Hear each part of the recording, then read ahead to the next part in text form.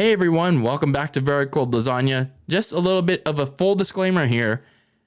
Everything that I say in this episode that you're going to be hearing very shortly will not be reflective of what is going to be happening very shortly in NFL free agency 2023. What does that mean? Well, whatever signings, whatever trades happen in the coming days will not be reflective, will not be said, won't have any impact here on this episode whatsoever. So regardless of what happens, I will not be making any changes. I will address them in the next episode of the podcast. So the 6 teams we're going to be talking about will only be reflective of what happened in the 2022 season and what I think that each team will do in the coming days. So keep it locked, keep it loaded, and keep that lasagna very cold, because here we go with episode number 134 of Very Cold Lasagna. So stay tuned right now.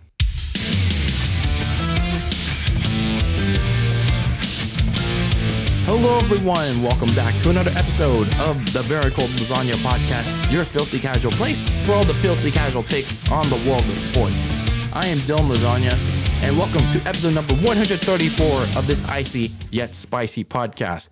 And today, we got another good show for you all because it's part 3 of our 2022 NFL season recap month. We got 6 more teams to go in our first half of our season recap month. And these 6 teams are the teams that almost made it to the playoffs. But how's that Ariana Grande song go? Almost is never enough. So we're going to be talking about those 6 teams that almost but never made it to the playoffs in 2022. So we're going to talk about those teams in just a bit. Like I said at the beginning of this episode, whether you're watching or listening to it, free agency is about to begin. The new year for the NFL is about to start. What does it mean by new year? Well, that means it's basically like the season ended with the Super Bowl, right, in 2022. That means in coming up in just a couple of days, the new year basically means, they're gonna reopen like free agency. That means players that had their contract expire. It's basically they get to either re-sign with their current team or go to a new team. So free agency is about to start, and then we have the draft in a month, and then we're off and running with preseason in another couple of months. But for the time being, obviously, as I said in the disclaimer of this episode, I will not be discussing anything that has happened in this ongoing legal tampering period of free agency, if it is happening right now. Nor will I be discussing any ongoing moves during the actual free agency period, like signings, trades, big moves, and all that. So just letting you all know about that as we begin today's episode. And especially in regards with these 6 teams that we're going to be talking about. However, we do have some big news regarding the NFL draft coming up next month at the end of April, because last Friday we got a major move regarding the top 10 order of the draft. So that big move was made just more than a month away from the draft. So the Chicago Bears, who have held the number 1 overall pick by virtue of playing Bears football, being the worst team in the NFL, but they have considered trading that pick, and it is made official last Friday. They have made the move to trade down from number 9, from number 1 actually to number 9. And who was holding the number 9 spot? The Carolina Panthers. The Carolina Panthers made a move to go and grab the Bears' number 1 overall pick. In exchange, what are the Panthers giving away to go and get that number 1 overall pick next month? Well, here are the details. They are giving the Chicago Bears their 9th overall pick and their 61st overall pick in this year's draft. And next year's draft, the Bears are getting a 1st round pick, and in 2025, a second round pick in that draft. But here's the kicker. They are also getting wide receiver DJ Moore. Like, holy gefilte fish. That is a big haul. That is a really big haul. It's not, of course, giving up 3 first round picks is one thing, but giving up 2 first round picks plus their top receiver is pretty insane. It is pretty insane. Now, in fairness, the Panthers could definitely go and get another receiver in the draft, and they most certainly have to now. But it could definitely be tough too to find a receiver like DJ Moore in the draft. And now, especially considering they don't have, I don't think they have. Do they have another second round pick in this draft? I don't know. It'll be tough though. But the important thing is for Carolina is that they have that number 1 overall pick. And unless they're willing to trade a little bit down to get more picks, because apparently it is being reported that they do like multiple quarterbacks in this draft, but they're at least in the top 5 of this draft to go and get the quarterback they desperately and absolutely want to get in this upcoming draft at the end of April next month. So whether it's at number 1 or they want to go and trade down again, at least stay in the top 5, the Panthers are on the clock to get a quarterback, and they absolutely have to get a quarterback, whether it's Will Levis, Anthony Richardson, Bryce Young, CJ Stroud. They got to get a quarterback. As for the Bears, this was a good move this was a good haul that they got from the Panthers, especially getting a receiver like DJ Moore. Justin Fields now has a top receiver. So this is really good stuff from Chicago. Really good stuff. So that was the big news coming out of last week. Moving on to some general housekeeping stuff here on Very Cold Lasagna. Obviously, you know what to do. Make sure you rate and review the podcast if you're listening to the audio side. And then make sure you watch the show on YouTube if you like to watch it on there. Like the show, comment, and start a discussion. And speaking of the YouTube channel, I recently uploaded a video blog of me going to an All Elite Wrestling pay-per-view show, an AEW pay-per-view show.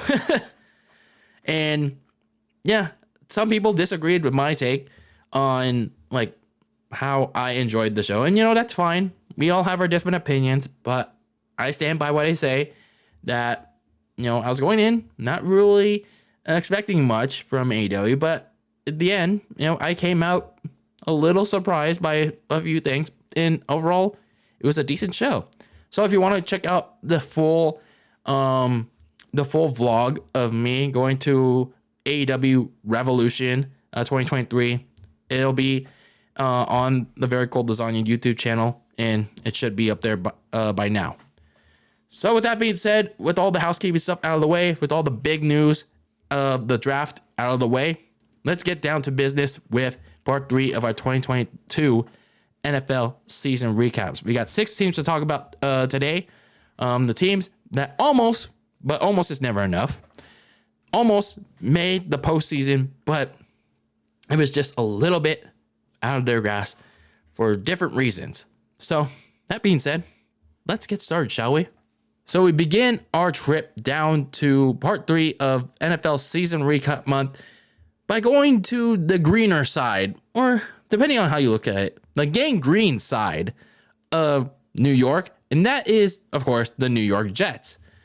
When I talked about the New York Jets in my season preview for them back in July, I was kind of a little bit optimistic about them. I was looking at them thinking that this could be a season where they could really break out because of what they did in the offseason last year. They improved in some key areas like the offensive line, and the defense got a lot better, especially with the 4th overall pick in the secondary when they drafted corner Ahmad Sauce Gardner. He was a really good defender in pass coverage and could really generate some turnovers in college. Of course, the NFL is a much different game, but it seemed like he can really carry over that, transition that well in the NFL. But of course, there was that one big question. If you were a fan of the Jets, what about Zach Wilson? What about their second-year quarterback? He was entering year 2 of his NFL career, and he showed a few promising signs late in his rookie season. He did okay in passing situations. He did okay throwing the ball to his receivers. But after the investments that the front office made, including drafting a receiver for him in Garrett Wilson, it is now on Zach Wilson to show some signs he can live up to that billing, being the second overall pick. And for the Jets, they got off to a pretty good start. They started 6-3 in the first half of the season before their bye week. And that 6-3 stretch included upset wins over the Packers and the Buffalo Bills. And that Bills win was no fluke. Like, they did really damn good in that game. The defense didn't let up a lot of passing yards, running plays, and the offense. Rookie running back Breece Hall did really well in most of that stretch, and Garrett Wilson was a good receiver. But yes, and that's a big what. Not that way though. The problem for the Jets though, a lot of that was in spite of the quarterback. Yes. Zach Wilson actually missed the first 3 games of the season because of a leg injury in the Jets' first preseason game. And then when Zach Wilson did come back to play, he looked very lost in nearly every snap. He couldn't read defenses. Like, he couldn't read the coverages. He didn't know where to throw the ball to. When he did, he either overthrew his receivers, or he turned the ball over. He was like averaging a turnover. He was averaging an interception each and every game. And when the offensive line broke down at times, he just ate the sack. It's like, you can't have that if you're Zach Wilson or the Jets or Robert Saleh. So when rookie running back Breece Hall went down with an ACL tear in week 7 against, I think it was the Patriots, so did the rest of the offense. It pretty much put even more pressure on Zach Wilson to perform. And he didn't really do that. So for as good as the defense was, when you have a strong defense like a pass rush with Quinn Williams leading the charge, and a secondary that has linebacker CJ Mosley and Sauce Gardner living up to the potential, it's like the offense still can't do anything. Zach Wilson was still performing pretty badly. It ended up ruining what was a breakout season for them. It could have been a breakout season for them, but of course, the quarterback situation was bad. It was just really bad for them. Wilson ended up getting benched after a pretty poor performance in New England in week 11, and he didn't take any accountability for it. He was just like, no, I don't think I didn't do enough to help the team win, not help the team do better.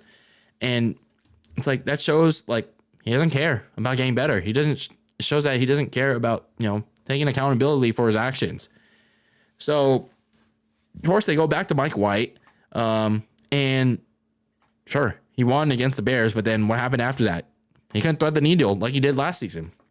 So White and Wilson traded the starting jobs in the Jets' last few games of the season. But then Joe Flacco would come in the season finale when the Jets were already eliminated from postseason concession. So it's like, oh man, this Jets QB situation is like, ugh. It's like slime. It's like Nickelodeon slime. It's like, what do you do from here?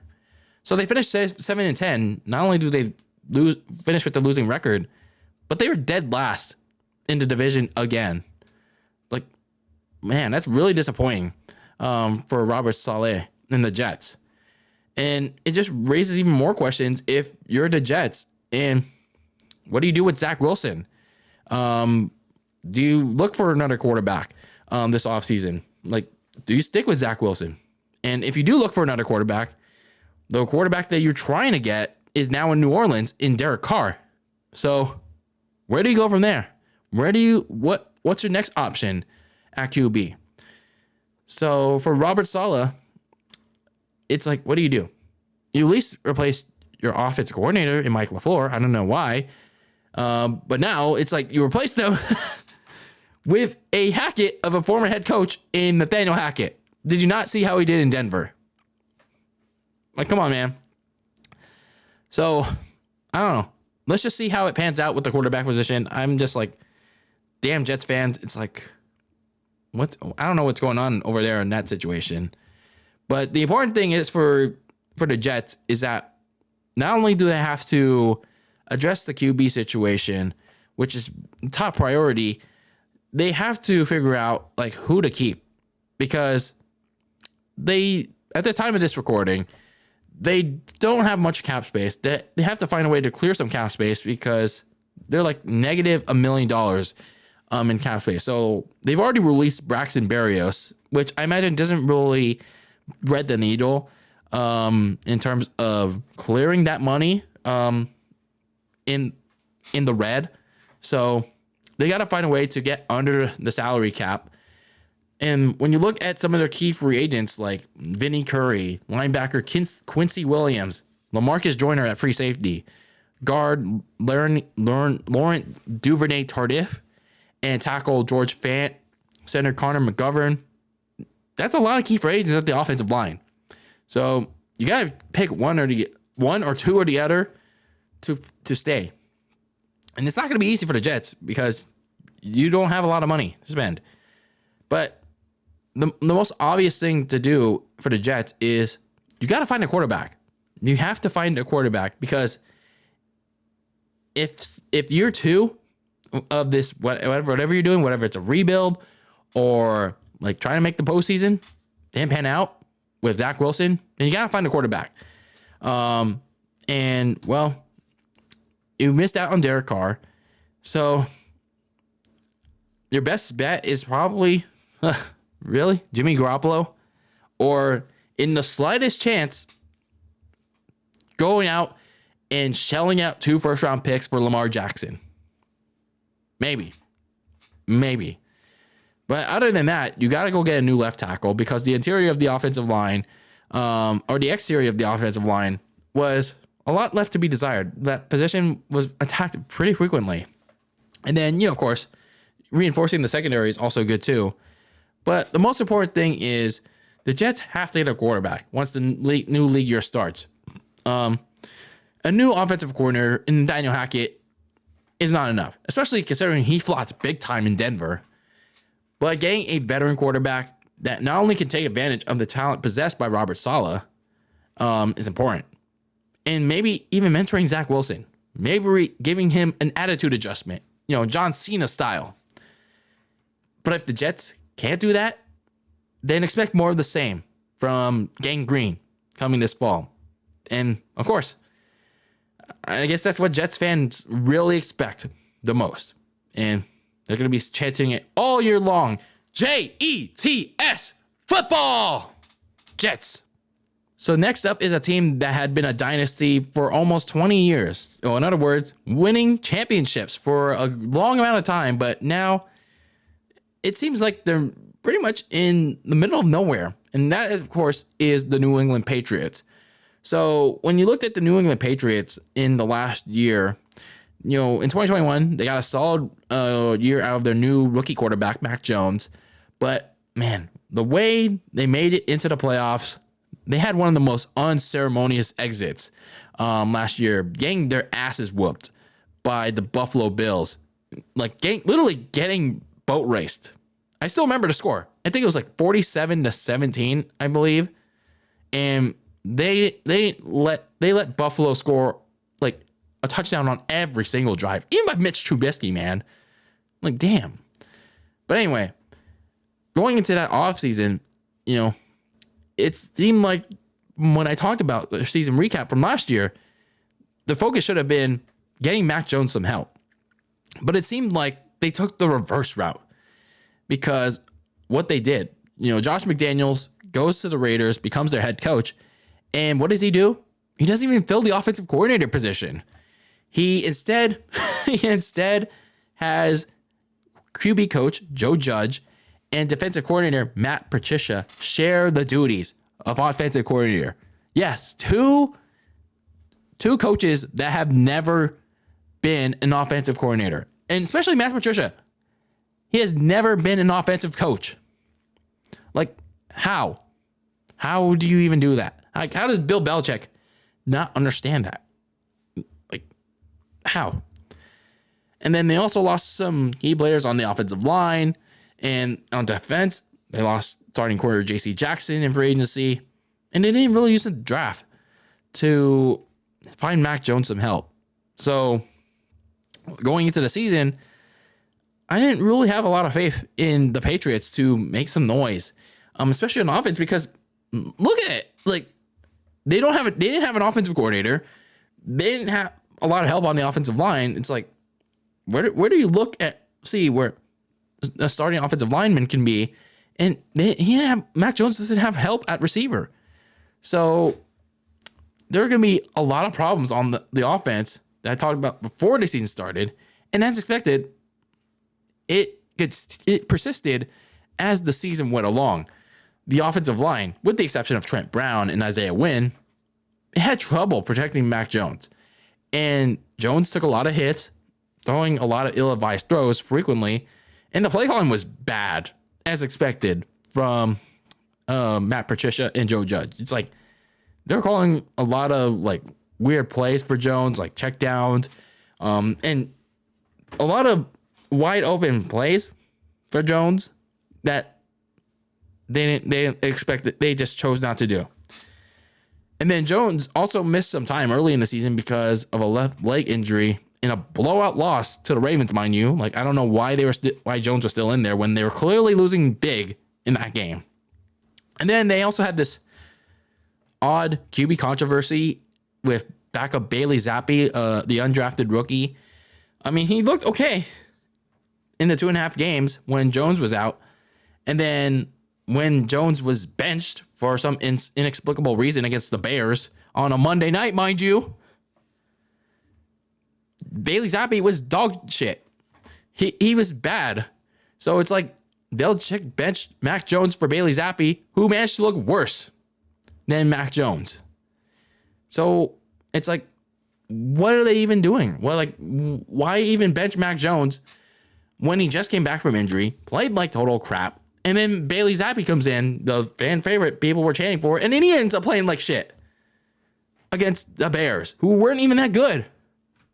So it exposed a further problem that the offense, besides, like, of course, Mac Jones wasn't doing great, but the whole offense was doing bad. It's like, what is Belichick doing, man? What was he doing at that point in the season? So either way, the Patriots were 6-4 midway into the season, primarily thanks to their defense, and a luck win over the Jets. But thanks to the offense, it's like they were 2-5 the rest of the way of the season, and completely missed out on the playoffs again. So they could have snagged the last playoff spot, but yeah, we all remember what Jacoby Myers did against the Raiders in Week 15. We all remember that. So certainly it wasn't a great year for New England, but certainly dealing with the after effects of Tom Brady leaving for the last 3 years. I mean, they certainly had their run. They certainly had their dynasty. You can't go wrong with 6 Super Bowl titles in New England with Brady and Belichick, if you're a Patriots fan. But here you are dealing with the after effects now. You go 8-9. You get eliminated from playoff contention. But with especially how things went on the offensive side of the ball, there are certainly more questions than answers with how Belichick handled this season. And now he's going to handle this offseason. It's like, I mean, he at least got a proper offensive coordinator in, yes, Bill O'Brien. But I mean, yeah, he's Bill. But at least he finally got a proper offensive coordinator. But what about Mac Jones? I mean, you did him wrong. You did him dirty by not giving him a coordinator. And you still don't have help for him. in 2022. Will you get him help this year? Will Bill Belichick, the general manager, get him help in 2023? That remains to be seen.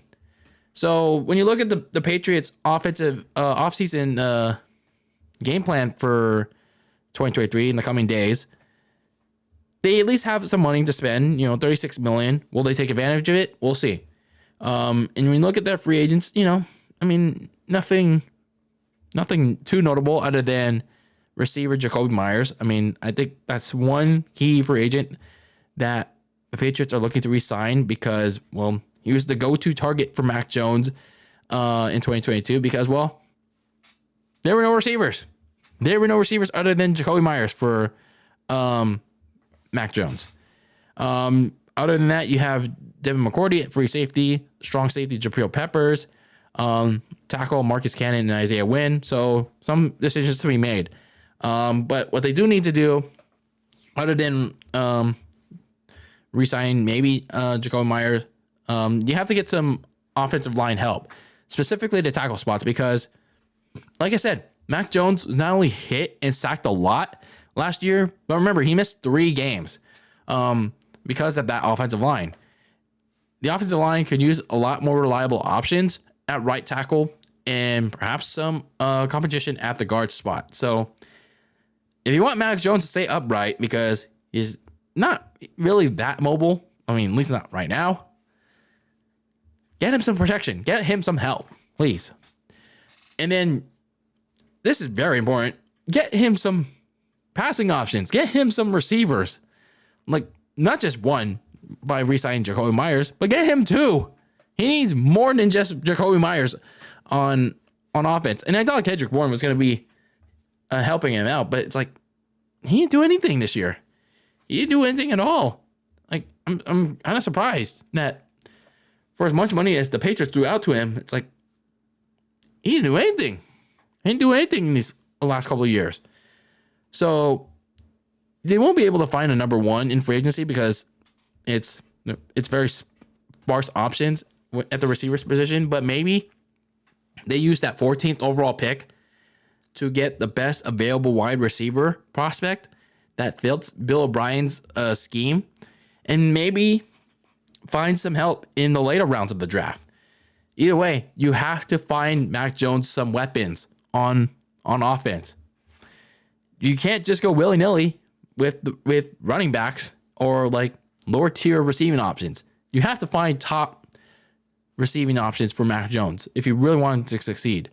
But overall, Patriots fans, at least, you got 6 Super Bowl championships. You reveled in the dynasty days of Tom Brady and Bill Belichick, but now it's like you're experiencing the downside of it. You're experiencing that other coin of Belichick now. Now for 2022, obviously it's not a good year for New England, especially with that offense. But looking at the positive side of things, hopefully it's the positive side. If Bill Belichick decides to properly address like the offense this offseason, with the vast resources that they have, you got a good amount of money, you got a solid amount of draft picks, maybe Mac Jones will fare in year 3 of the Patriot way. And if Bill Belichick doesn't, then expect more of the same, stay in the middle of the road, or maybe even worse, and less of the Patriot way in 2023. So next up in our season recaps part 3, we're going to be going up north to eat some cheeseheads. And why are we eating some cheeseheads? Well, we're going to be talking about the Green Bay Packers. So when you're going into this 2022 season for the Packers, of course, it wouldn't be the Green Bay Packers if you had at least some sort of drama in their offseason from last year.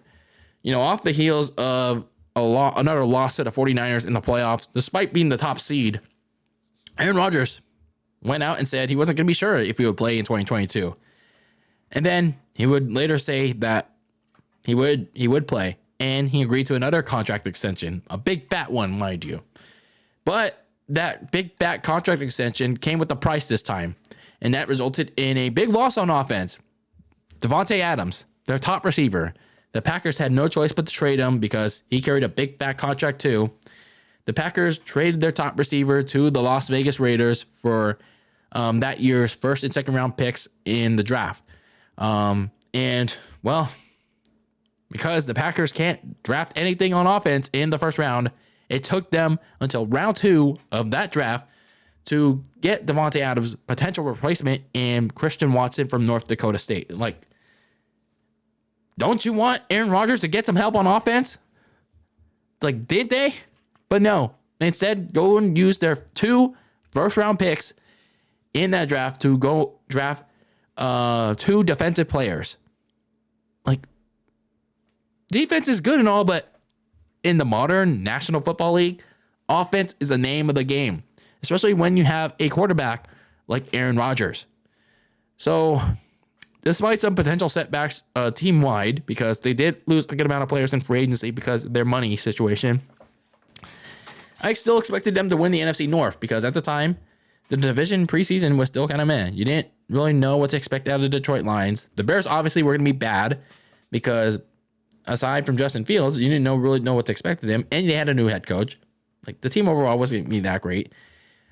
And for as kind of talented as the Minnesota Vikings were, they had a new head coach, so you didn't really know what to expect. So the Packers were still expected to run the division in the NFC North. But despite starting 3-1, Rodgers and the Packers endured a very brutal midseason stretch. They went 1-7 for a good portion of the season. Rodgers suffered a broken thumb, didn't help matters either against the Giants. The fact remained, he had serious trouble and open distrust among his whole receiver room. Like, he was very vocal about, like, his receivers, like, doing pretty badly when it's clear that he had serious trust issues, like scanning the field, throwing it to a Christian Watson or a Romeo Dobbs. Like, it's like he didn't want to throw to anyone. Like, make either one of those or whoever his go-to guy. So it's like, damn. And the running game wasn't all that great either.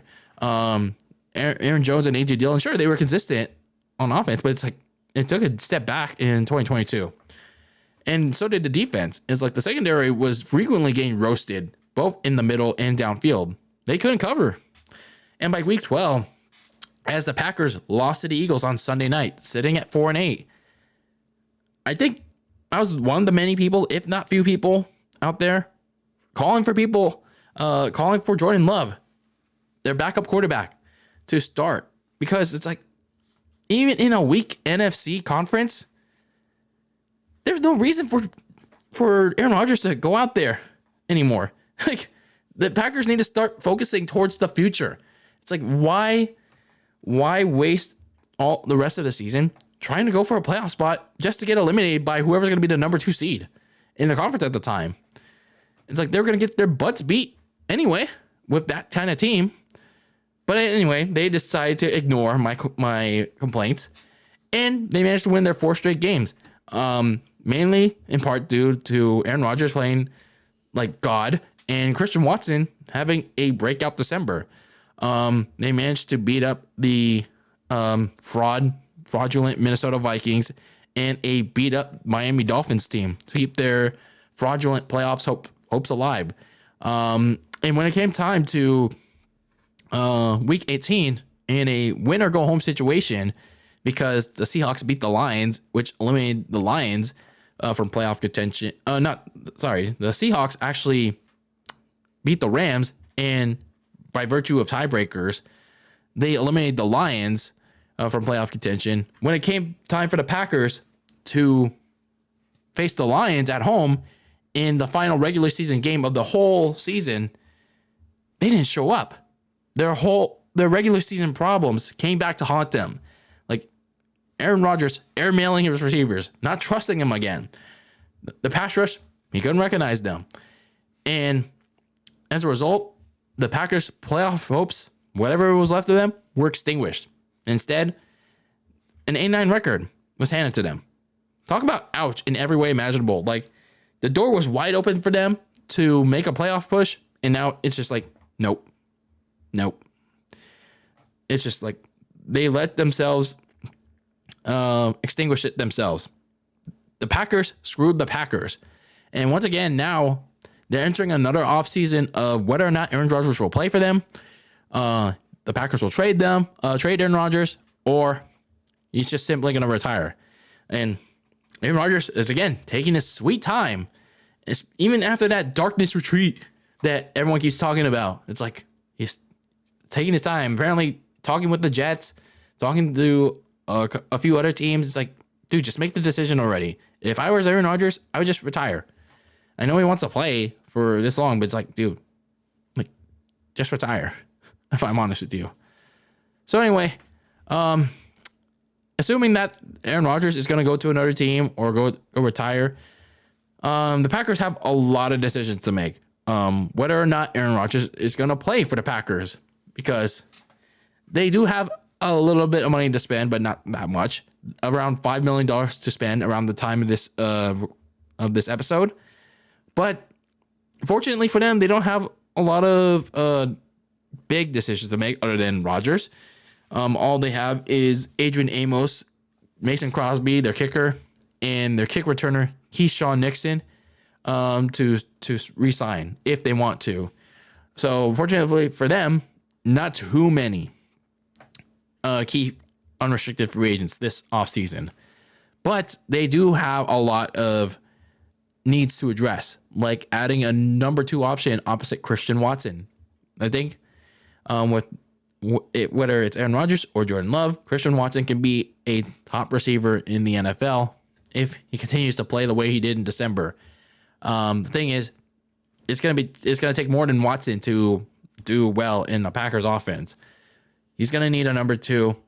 I think the Packers should really focus on getting another option for him in the draft.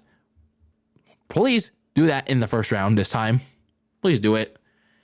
And then retool the secondary by either re-signing Adrian Amos or finding a new safety, because your secondary was awful. They couldn't cover for much of the season. So find a safety that can go downfield, can cover toe to toe in the middle of the field. And they should find a solid tight end option, because Robert Tonyan wasn't a very reliable option. He didn't really play much all of last season, so maybe in the later rounds of the draft they can definitely find one. So for the Packers, they can always compete, especially if Aaron Rodgers decides to stick around, maybe take a pay cut if he ever wanted to, and if he's finally finds it in his heart to take one. But as proven in the season finale against the Lions, it seems like the NFC North is really starting to catch up to Green Bay. The Lions look like they're really on the rise. And if the Vikings fix their problems on defense, their stock may be rising too. And that can be very troublesome for a Packers team trying to get back into playoff contention. But the first thing they have to settle on is whether or not Aaron Rodgers is going to play for them or at all in 2023. If he does, I mean, good for them. That means another year for Aaron Rodgers to hopefully make another playoff run, or maybe even better, a Super Bowl run. I don't know. But if he doesn't, it's going to be another long year and beyond for the Green Bay Packers. And even worse, they don't even know what they have in Jordan Love. So Packers fans, cheeseheads, you're in for a very weird offseason. We're just about halfway through part 3 of our 2022 NFL season recaps. We talked about the Patriots, the Packers, and the New York Jets. So I'd like to know your thoughts on whether you're a fan of these teams or not. I'd like to know your thoughts about how these teams did in 2022 and how could they improve for 2023, or just give me your general thoughts on them. So moving on, we're going to go down to the nation's capital and maybe not pay our respects and take command of Washington and talk about the Washington Commanders. Is that really a respectable name? Is this really a name worth commanding in Washington? Because for Washington, they certainly commanded something heading into 2022. Just for the wrong reasons. Daniel Snyder, the owner, still faced a lot of scrutiny and intensity to sell the team amid various issues. Too much to discuss in detail here. And the Commanders were stupid enough to trade for a new commander in Carson Wentz, the quarterback from Indianapolis, fresh off losing to the all-elite Jacksonville Jaguars in Week 18. Who, mind you, remember, in that 2021 season finale, the Clowns Guars were on their fan base, were dressed up as clowns at the time. So, big oof. And it was even more stupid because they had a decent, but not long-term, option in Taylor Heineke already, who the offense trusted already. And not only that, they ended up drafting North Carolina quarterback Sam Howell in the later rounds of the draft. It's like, so why waste your second and third round picks, a lot of them, mind you, on Carson Wentz? Only taking command is Washington. So the newly named Washington Commanders were going into 2022 with a new starting quarterback, thinking they could take command on the NFC East with that new kind of offense after a disappointing 2021. And of course, what they failed to realize, what actually would end up happening. Sure, they got a good 2-game start out of Carson Wentz, but he then proceeded to shit the bed because of the problems that plagued him in 2021 when he was with the Colts. He wasn't aggressive enough, or maybe he was too aggressive enough, and he threw a lot of turnovers. He couldn't recognize defenses like he used to do back in his MVP year. So for the Commanders, it was not great. It was really bad for them. It was really bad for them.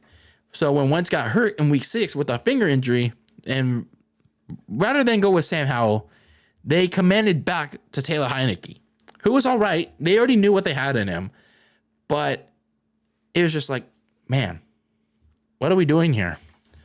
So at least with Heineke, though, they wound up winning 6 of their 7 next 6 to 7 games mid-season because of the defensive line and receivers Terry McLaurin, Jahan Dotson. They played pretty good, and Taylor Heineke, managed to limit any bad plays. So at least that was something. But when you get to mid-December, though, that's when their luck ran out. December really killed Washington. They squandered a lot of winnable games, especially both games against the New York Giants. They tied them, and then when they came back from the bye week, in a big primetime spot, mind you, they no-showed on offense against New York. In a winnable game, mind you. And then they just didn't show up. And then, of course, the next week on Christmas Eve, they get rocked by the 49ers, a game in which Ron Rivera suddenly just had enough with Heineke, and instead of going with Sam Howell again, he went back to Carson Wentz to save what hopes of commanding a wildcard spot. And Carson Wentz didn't thread the needle per usual. And then the next week, guess what happened? The skid marks, yes, the Cleveland Browns, a.k.a. the skid marks, commanded that Carson Wentz throw 3 interceptions, 3 turnovers, so that Washington gets eliminated from playoff contention. And that's exactly what happened. Carson Wentz had a pretty terrible performance against the Cleveland skid marks that Washington was eliminated from playoff contention. And of course, Ron Rivera realized or failed to realize that his team could be eliminated that week. So what does he do? He now starts Sam Howell like a wolf. Oh! For the season finale. So at least in the season finale, though, if you're looking for a positive, they actually managed to blow the brakes off of the Dallas Cowboys and shatter a little bit of their confidence going into their wildcard game against the Tampa Bay Bucks. So that's at least something. They managed to upset 2 of their NFC East playoff contenders in the Eagles, handing them their first loss, and they blew up the Cowboys in the season finale. So, if you're the Commanders, you just have a little bit of positives. And, you also got some pretty good production out of the likes of rookies Brian Robinson Jr., who was had an unfortunate incident preseason, and Jahan Dotson, the rookie receiver. And, of course, veterans like Terry McLaurin on offense, and pass rushers Jonathan Allen and Deron Payne also had pretty good seasons and made the Pro Bowl. But overall, though, the team went 8-1, but it's not a good spot for them. They're in a pretty tight predicament to grab a solid starting quarterback in either the free agency or the draft. Because unless they have the assets to trade up in the draft, they just want too much. They want too many games to put themselves in the position to do successful long term or just do bad in the long run. Because when you look at their offseason plan, yeah, they have about a little bit of money to spend, $16 million, but it's just like, damn, you won too many games. It's like, how are you going to get a starting caliber quarterback? How are you going to inspire confidence in this team? But then you remember, it's a pretty bad run organization. So here you are, hitting 16th in the draft. It's like, what do you do from here?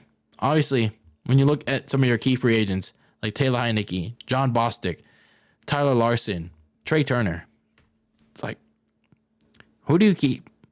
What do you need to do here? So what the Commanders should be doing is looking at the quarterback position. For as hard as it may be to do, you have to decide where you're going to attack that quarterback position, because if you attack it in free agency, that's pretty much the most money it's going to be going towards.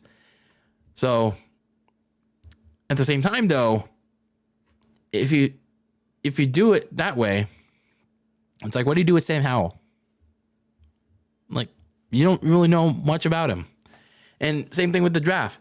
Like, do you go trade up to get your potential long-term starting quarterback? But then it's like, what do you do with Sam Howell? You don't really know much about him. Just saying. And, it'd be nice for the Commanders to invest in the cornerback position at both spots, because, they had a lot of difficulty defending the pass in the last several years. So after getting the quarterback, they should go out and attack the defense, because, well, they didn't do all that great in pass coverage. Getting some stopping some catches from happening or getting some turnovers. And then the offensive line could do some work too. The interior protection was non-existent half of the time. So Washington should at least invest in getting a cheap but reliable guard in free agency and drafting a good one. So whatever that name is, and we'll be dead set on for however long it be, Washington is going to be commanding anything until they settle on a long-term starting quarterback. It's not going to be Taylor Heinicke. It's not going to be Carson Wentz. Who knows if it's going to be Sam Howell like a wolf. Oh! So, whether that's Sam Howell like a wolf, or they go all in and trade for someone like Lamar Jackson, or trade up into the top 10 of the draft and getting a top quarterback prospect, the Commanders, for as incompetent of an organization they are, they have to wake up and take command of this offseason and focus on finding someone good under center. Because if they don't, they're not going to be commanding anything for not just this year in 2023, but beyond. They're going to be the basement dwellers of that NFC East division. So just two more teams left in our 2022 NFL season recap part 3. And we're going to take a trip down to Ketchup Land, or at least it used to be before they renamed Heinz Field. Until I forgot what it's called, but I think it was called Acrisure Field or something. Acrisure Stadium, it's what it's called now if you're in that land of Pennsylvania. And that, of course, is the Pittsburgh Steelers. And Pittsburgh was entering a sort of new era in 2022 after their franchise quarterback, Ben Roethlisberger, finally retired after nearly 20 seasons for the Steelers the season prior. But the thing is, for Pittsburgh, is like they were going into last offseason not really a succession plan in mind. And initially, it most certainly felt that way. You still had Mason Rudolph, the third string quarterback, on your roster. And in free agency, I remember this vividly. They brought Mitchell Trubisky from the Buffalo Bills, their backup quarterback, and former starting quarterback of the Chicago Bears, and the first ever Nickelodeon MVP, the Nickelodeon Valuable Player, to start for the Steelers. And the fans for Pittsburgh were not that pleased. But they at least used their first round pick to draft local college kid from the University of Pittsburgh, Kenny Pickett. So, yeah, most people already saw what the inaugural MVP had to offer. But what about Kenny Pickett? How was he going to fare? Was he going to start? So, for head coach Mike Tomlin, those were serious questions that he had to go and answer all season long. The thing is, for Mike Tomlin, though, he made the first mistake of the 2022 season for the Pittsburgh Steelers because he started Trubisky over Pickett. When I look at Pickett back in the preseason, he looked pretty solid and much more better than Trubisky did. But Trubisky was the man for Tomlin, I guess. And as expected, he did little to move the needle on offense. And just like in Chicago, was scared to take chances as a passer.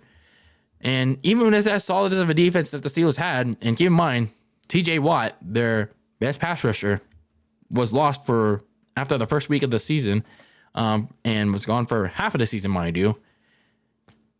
After their 1-4 start, Trubisky was benched during the game against the Jets, which makes you wonder, why didn't they just start Pickett out of the gate? So Pickett was now put in this weird spot. You had to start him during the Jets game, and yeah, he almost rallied them back, but they eventually lost regardless. And then they get their asses whooped. You put him in the absolute worst start to start his first ever game against the Bills, who were pretty much dominating at the time. And then they get their butts whooped. And in the first half of the game against the Tampa Bay Buccaneers, he gets concussed. So it was not exactly a good position for Kenny Pickett to start, get some valuable experience, and really get his feet wet as a starter in the NFL. He couldn't really show off what he had to offer. And it didn't get any better for Pittsburgh. They entered the midway point at 3-7.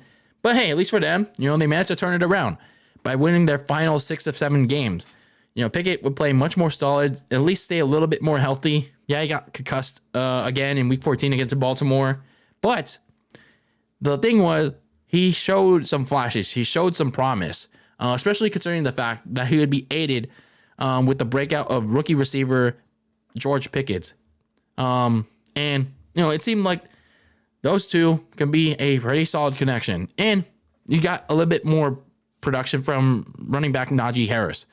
The defense also created a good amount of turnovers, did a better job of getting to the quarterback, thanks to the likes of Cameron Hayward, Larry Ojunobi, Devin Bush, Minkah Fitzpatrick at safety, and of course, getting back TJ Watt also matters. So for the Steelers, they managed to win 4 straight games to close out the season, but because they lost so much within the AFC, their conference, they couldn't get that last AFC wildcard spot despite winning their last game of the season against the Browns. They just couldn't get help from the Jets beating the Dolphins because the Dolphins ended up winning that last game against the Jets. So that eliminated the Steelers from playoff contention. But despite that, Mike Tomlin kept his winning season streak alive, avoiding a losing record for the first time as a head coach of the Steelers. Finished 9-8, but you have to wonder, is that really what he wants to be? Of course, Mike Tomlin has won a Super Bowl as a head coach back in 2008, but it's don't you want to win another at some point? Don't you want to have another? Don't you want to build something better at some point? It's and you also have to wonder with this season in this matter, it's don't you want, where would you be had Mike Tomlin started Pickett from the start? It's those are things that you really have to consider if you are a Steelers fan. But I mean, of course, you can't revisit the past. But what you can do is build towards the future for the Pittsburgh Steelers. So for the Steelers at the time I'm making this episode, their offseason plans should be centered around building around Kenny Pickett. You know what you have in him after you started most of the season. The thing is, obviously, you have to clear some cap space because they're not that in the red, but you still want to stay in the green in terms of money. when at the time of this recording, it's around negative 320,000. Again, not too much in the red, but you want to stay out of it so you can go and spend. So looking at some of the unrestricted free agents, you have corners Cameron Sutton and Levi Wallace. I imagine you want to retain one or the other unless they weren't that productive for you and you're going to invest elsewhere in that spot. Linebackers Devin Bush and Robin Spillane. Safety Terrell Edmonds. So a lot of your defensive production from last year is going to be hitting the open market. So when you look at some of their needs to address, obviously, yeah, defense is important, but the top priority should be upgrading the offense around Kenny Pickett. That includes finding another receiver opposite George Pickens because you didn't really have another number 2 option opposite Pickens. So getting another receiver for Kenny Pickett, and maybe it's some depth behind that other receiver and George Pickens will most certainly help in Kenny Pickett's development. And getting a starting left tackle to upgrade that protection, because even when in the season prior with Ben Roethlisberger, that offensive line wasn't that great. Investing in the defensive line a little bit more, adding an edge rusher opposite TJ Watt, adding some interior defensive tackles. So getting to the passer is very important for that defense. And at the secondary, in the secondary, just either re-sign Cameron Sutton or upgrade at both starting corner spots, because it wasn't that terrible, but they were not doing that great in terms of passing coverage. So overall, for the Steelers, they did pretty solid. But again, you have to wonder what would have been had Mike Tomlin started Pickett right out of the gate. I mean, it could have been worse. It could have been better. But going into 2023 with free agency fast approaching, yes, they have to retool their defense a bit. But now that they know so much about Kenny Pickett, and they're going to stick with him, the Steelers must absolutely give him more than just Najee Harris and George Pickens to run that offense for next season if they want to be more than just a 9-8 team flirting around and keeping Mike Tomlin's winning record alive. So the final team that we're going to be talking about here in our season recaps part 3 2022 is the team that resides in the Motor City and recently just got a WWE pay-per-view for the first time in a long time in their stadium, and that is, of course, the Detroit Lions. Yes, that is right, ladies and gentlemen. And, well, if you're a Lions fan, that you have to imagine that despite as expected, crappy 2021, in my opinion, there was a sense of hope for these young Detroit Lions, especially when you have a head coach in Dan Campbell, who was a no-nonsense person that really was trying to get the best out of his team. He looked like the right person to lead that Detroit Lions and lead a team that had a few pieces that could assist in that rebuild that they're trying to put together. And when you look at what they did in the offseason, trying to build around that team, it was pretty decent what they did.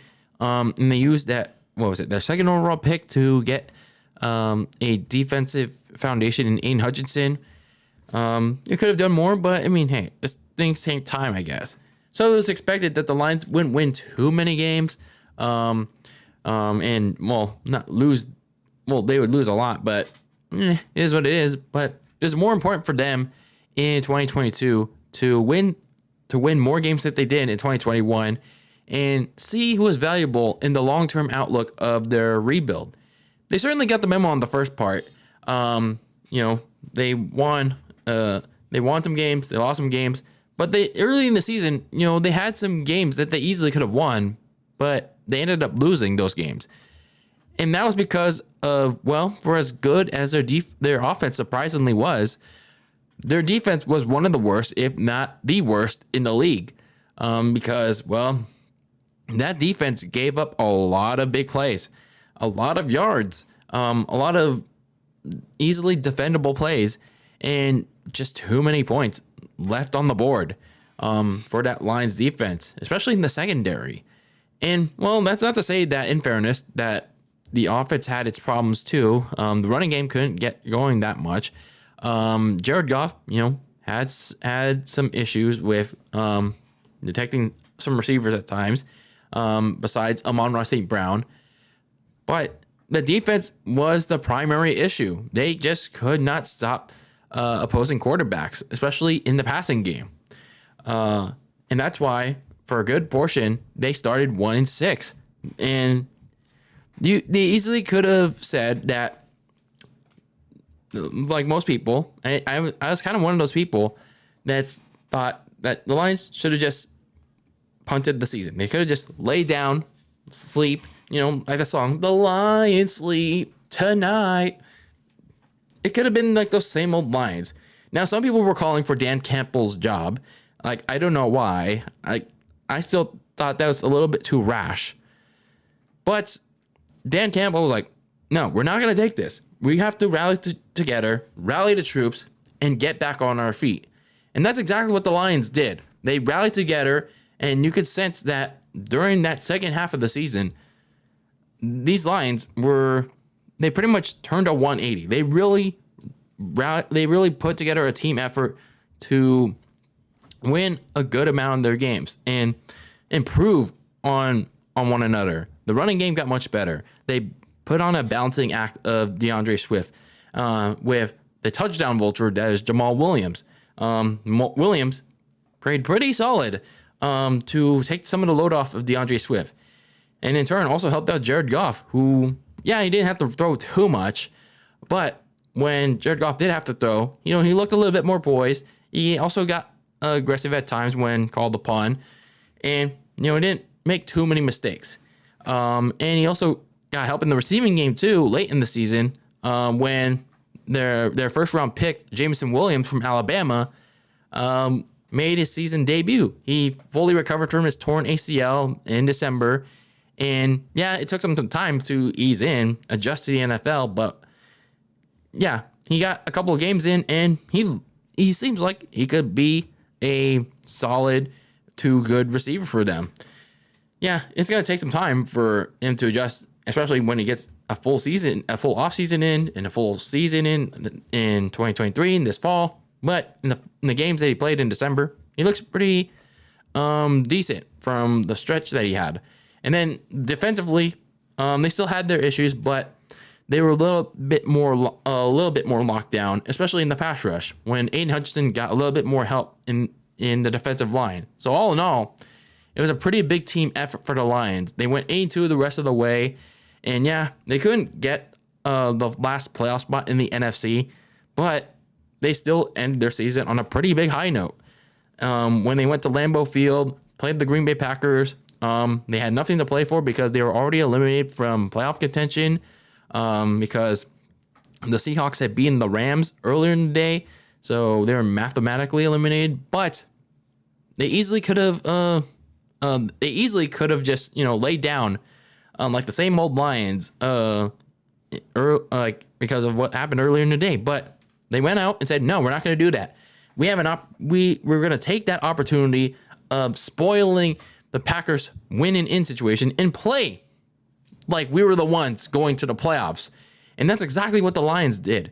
They played in a game where they looked much better against a quarterback that has usually owned them in years past. But they were the ones that looked like they were going to punch their ticket to the postseason. Like they were the ones that had something on the line in that game against the Green Bay Packers in that last game of the season, and pretty much eliminated Green Bay from playoff contention in what was pretty much a gimme game for them. So for the Lions, this was a good way to end their season. A much better than expected season. A good second half turnaround for Detroit.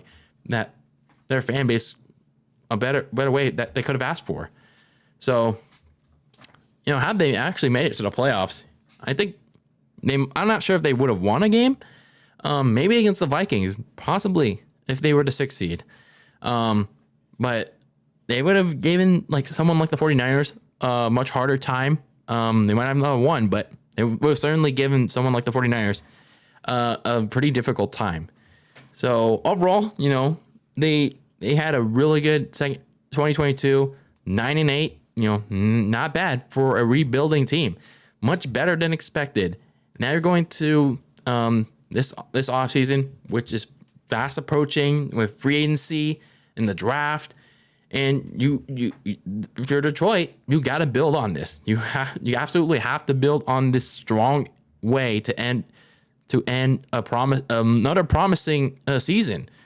Like Dan Campbell is still one in my opinion, could be one of the best coaches in the league, like right now, if he continues to build on this.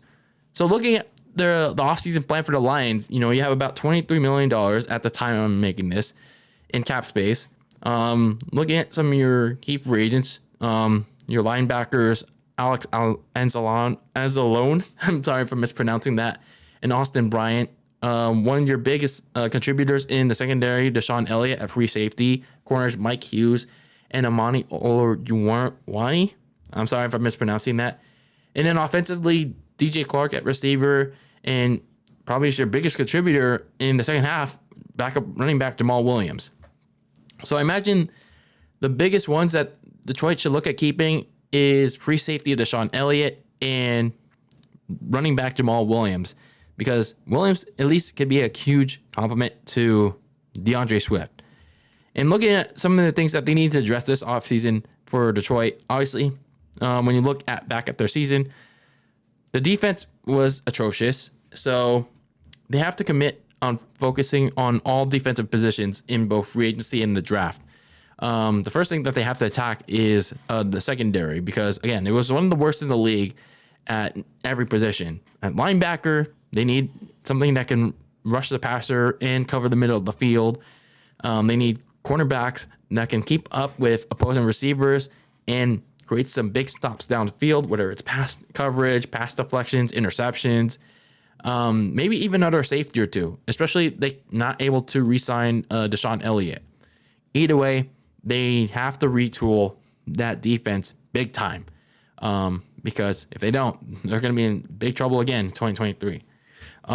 They should also consider finding a starting tight end in the draft, because midway in the season at the trade deadline, they traded their starter TJ Hawkinson to the Minnesota Vikings in a rare division trade. So they're gonna have to find his replacement. And then, looking long term for these Lions, they're building something good. They're building something pretty good. But looking at the most important position of the game, which is quarterback, I think the Lions are in a pretty good spot this offseason. Not in terms of Jared Goff, because how much can you sustain with him long term? Sure, you've seen flashes of him here and there from seasons past, whether it was at the Rams or this season, the second half. But you've seen how he did in 2019, and you've seen how he did in his first season with Detroit. Like, his ceiling can be capped if he doesn't do well. So if you're Detroit, can you really believe that Jared Goff can sustain this kind of success long term? That being said, they're in a pretty good position to get a young quarterback if it wanted to, with the 6th overall pick. Maybe they can go trade at least 1 or 2, 3 spots up in the draft. Just keep in mind though, 3 teams are going to be picking a quarterback though, because you have the Panthers now at number 1 after they traded a boatload of picks and DJ Moore to the Bears. You have the Houston Texans. You have the Indianapolis Colts. You never know. Also, who else wants to trade up to get one of the top 4 quarterbacks in this draft? So maybe if the Lions are lucky enough, if the right quarterback sits in their hands, maybe they should consider taking it. Either way, it's something for Detroit to think about in the next month or two. So overall, the Lions were not expected to do all that well this past season in 2022, but they absolutely countered those expectations with a good second half turnaround, a strong end to the season in Green Bay, eliminating their division rivals from playoff contention on the very last game. And I think if they focus on fixing their defense at all positions and consider getting a young quarterback in the spot they're in at number 6 overall, or maybe even consider trading up if they wanted to. I don't think that's the most feasible move, but if the cards fall right, the Lions can put themselves in serious position on not just making the playoffs finally in 2023, but with the way the NFC North is shaping up to be, they could seriously have a shot at competing for the division title this coming fall. Like, I'm dead ass serious. And with that, that is a wrap for this episode of Very Cold Lasagna, episode number 134 and part 3 of our 2022 NFL season recaps. We are officially halfway through this season recap month, 2022 edition. 18 teams in the books, 15 more to go. Like I said, we already covered one team right before all this started. We just got 15 more to go, and that is the playoff teams. So get ready for the second half of this month, ladies and gentlemen, because it's gonna be a good one, especially with free agency just around the corner. And again, full disclaimer with this episode, everything I just talked about here, I mean, all the moves, all the signings, all the trades that are happening on whatever that may be ongoing in free agency, the legal period right now, it's not going to be reflective, whether it's the full episode, the clips, none of that's going to be discussed here in this episode, just full disclaimer. But anyway, what did you think about the 6 teams that were discussed here in this episode? We talked about the New York Jets, the New England Patriots, the Green Bay Packers, the Pittsburgh Steelers, the Washington Commanders, and the Detroit Lions. Let me know your thoughts about each of these teams, whether you're a fan of them or not.